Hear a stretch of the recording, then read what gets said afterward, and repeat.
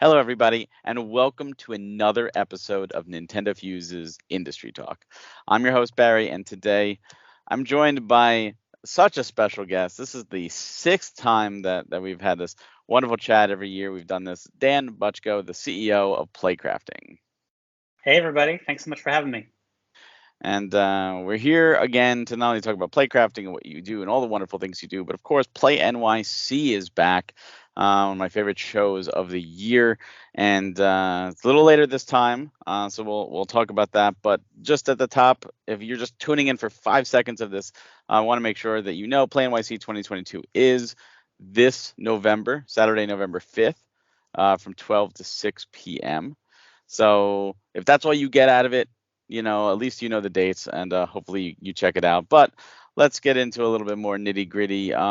Let's just start off. If this is someone's first time seeing one of our talks, just a reminder of your history, just where you come from, what you do, and why you're where you are.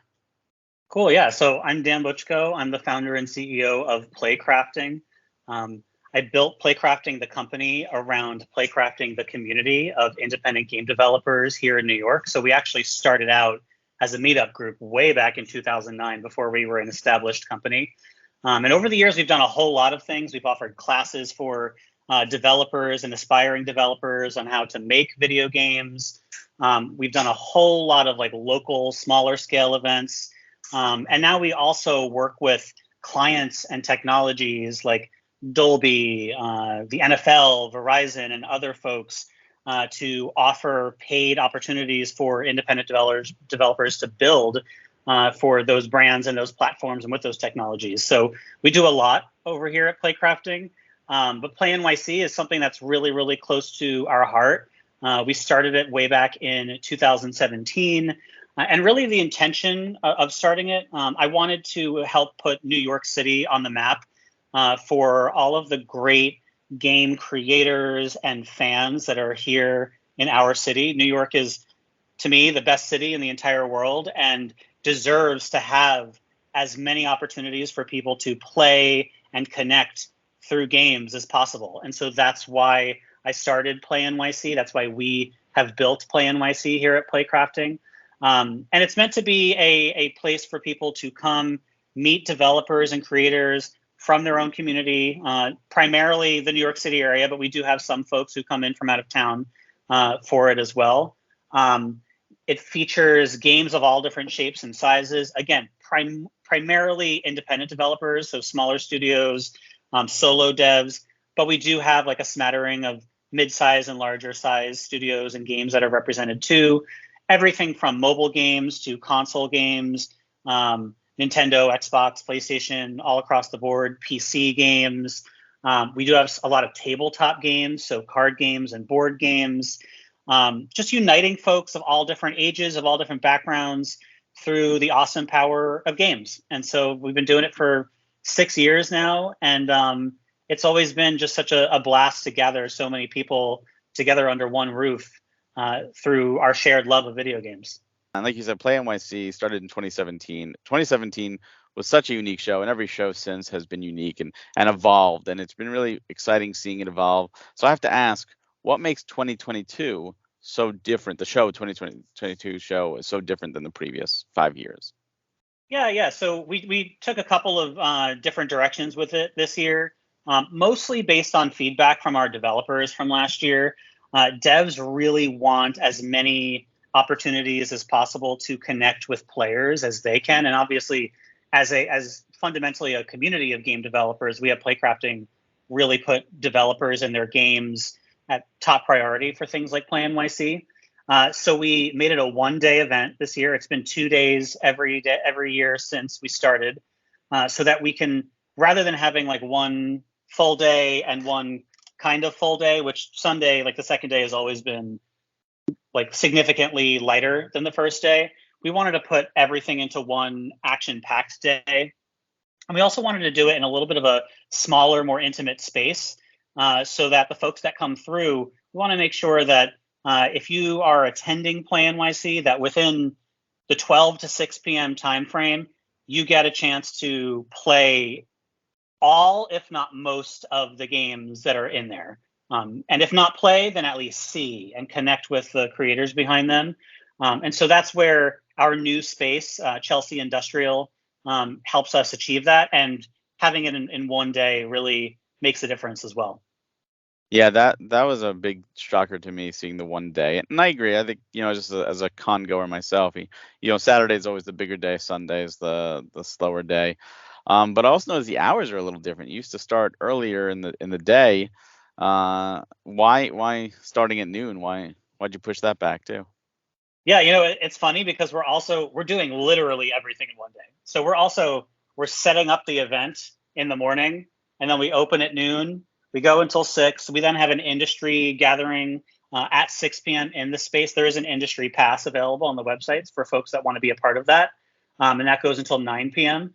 And then we are wrapping up and loading out between 9 and midnight. So it's literally, everything's happening in one day. Whereas historically, when we had the 2-day show, when we opened at 10 a.m., it was because we were setting everything up the previous day. We had like a whole day for load in the previous day. And for this year, we're concentrating all of that to the morning. So that's why we're pushed back a little bit. No, that makes sense. So you mentioned the exhibitors and stuff. What exhibitors can people expect to see? If they come to this show, what names could they look forward to seeing and playing? Yeah. So it looks like we're going to have about 40 exhibitors in total, bringing between 50 and 65 games as a whole. Lots of returning exhibitors. So one is Computer Lunch. They have a really great game called Cell to Singularity. And it's literally a tapping game for mobile where you go through all the way from like primordial ooze to evolving species to advanced races and then going into space. It's like a very big game on a small screen. So that's one of them. The folks at Gumbo is a collective of game development studios, independent game development studios in Dumbo. That's why it's called Gumbo. So it's a really great collective of games and developers and studios. In that Gumbo space alone, there's going to be 8 games and studios represented. Lots of different folks are going to be part of that space. One of them is Kung Fu Kickball from Whale Food Games. They've been a big part of the show for, I think, the past 5 years, like since 2018.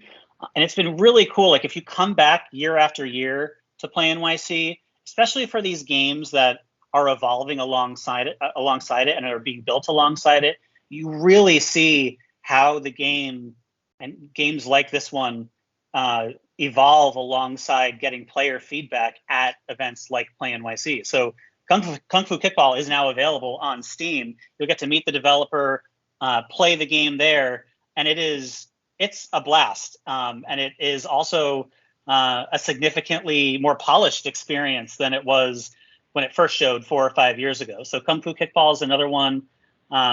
We have a digital tabletop game company called Move 38 that has this really cool system called Blinks. It's like these small plastic pieces that interlock with each other and light up and have touch sensitivity to them.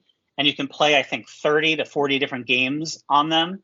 So that's another really cool one that's confirmed already. There's like 1 or 2 that I cannot say yet, unfortunately. Of course. Yeah, but yeah, there's something for everyone. And whether it is a studio like Computer Lunch that is 7-8 people, or a individual developer who made an experience that might be a little bit smaller, you get really a great sense of like diversity of developers and their games.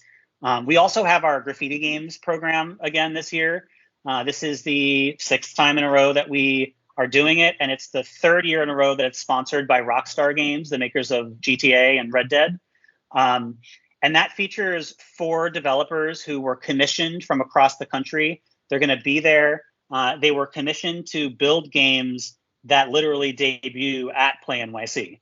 And the theme for that program this year was a cultural voyage. So you'll get to know who they are, what their cultures are, what their stories are through the games that you play. And this is literally the first time you'll be able to play them anywhere because they were commissioned for Play NYC itself. So those 4 games will be there.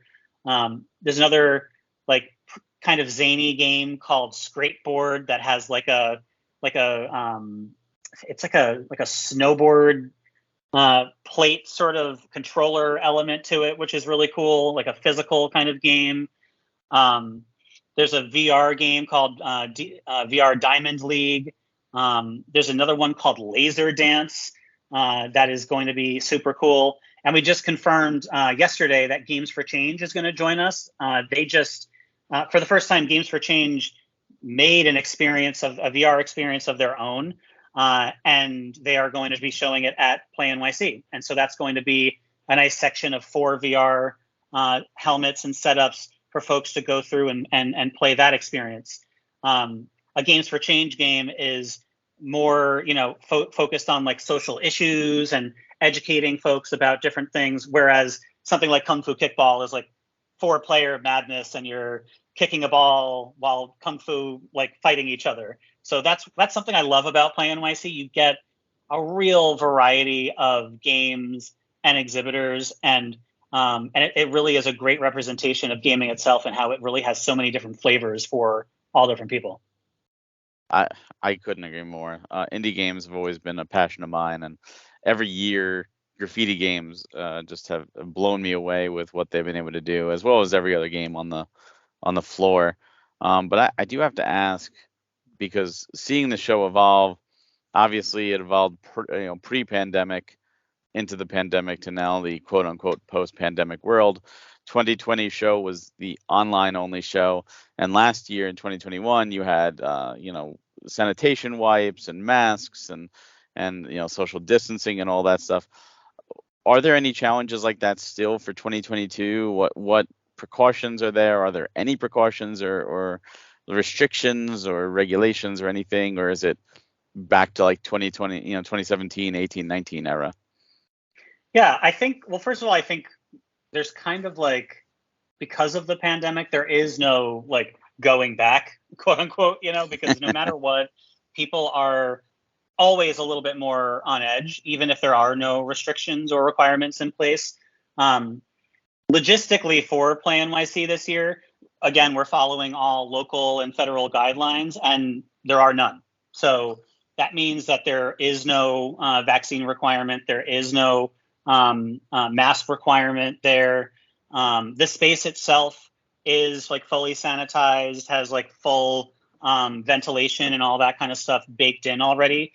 And we do have a lot of things that we have to follow in terms of crowd flow and making sure that people are able to move without being jammed up next to each other. So all of that stuff is still in place.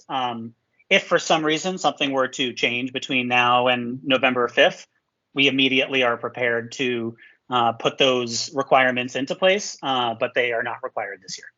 What are your hopes for all the people attending? Maybe it's a repeat attend, maybe it's their first time and they just have no idea what to expect. What are your hopes for all these people coming in? I think the thing that lights me up the most about Play NYC is just walking around and seeing people have a really good time. That's why I personally do it. I love uniting people under the same roof because they all love games like I do.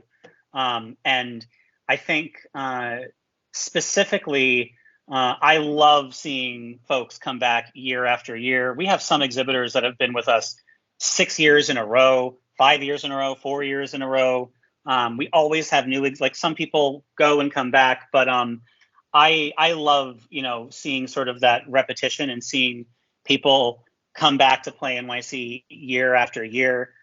This is a little bit different than last year because we are not in the middle of the Delta variant like we were in 2021, and things were a little bit,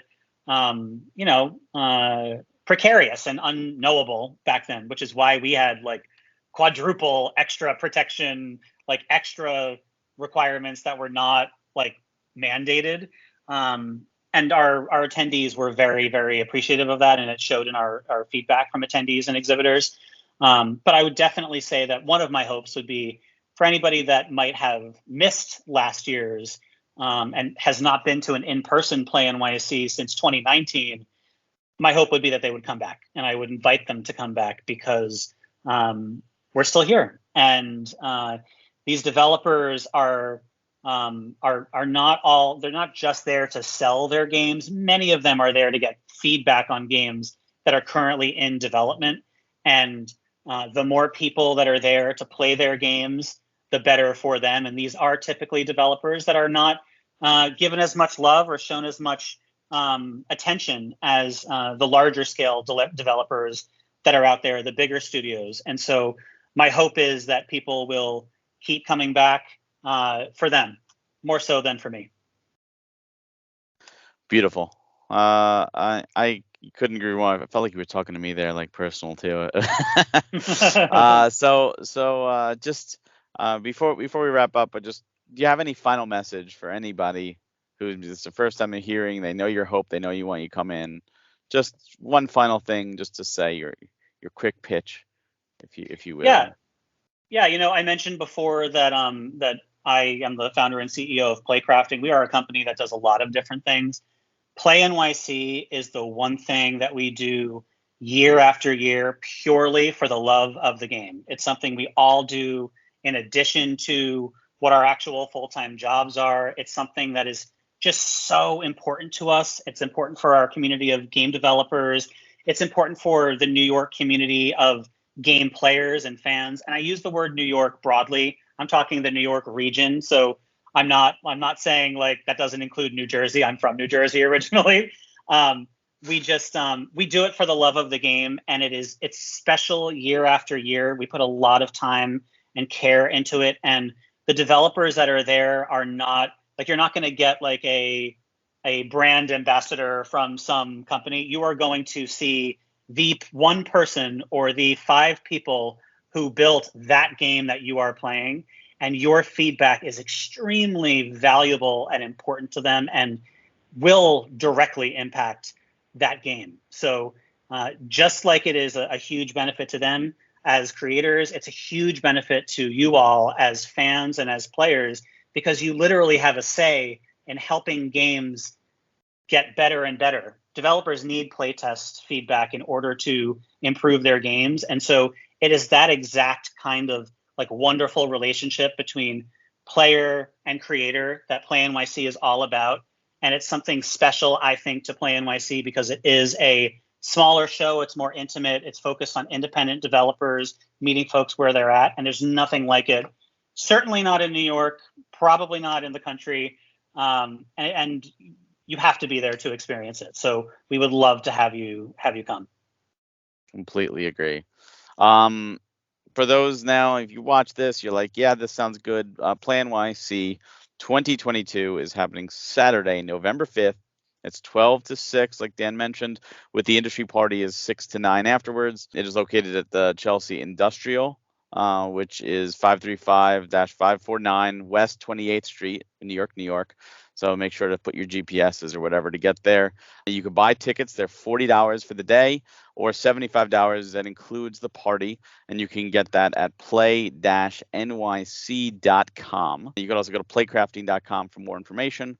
And on the social media side, you could follow Playcrafting on Twitter at Playcrafting.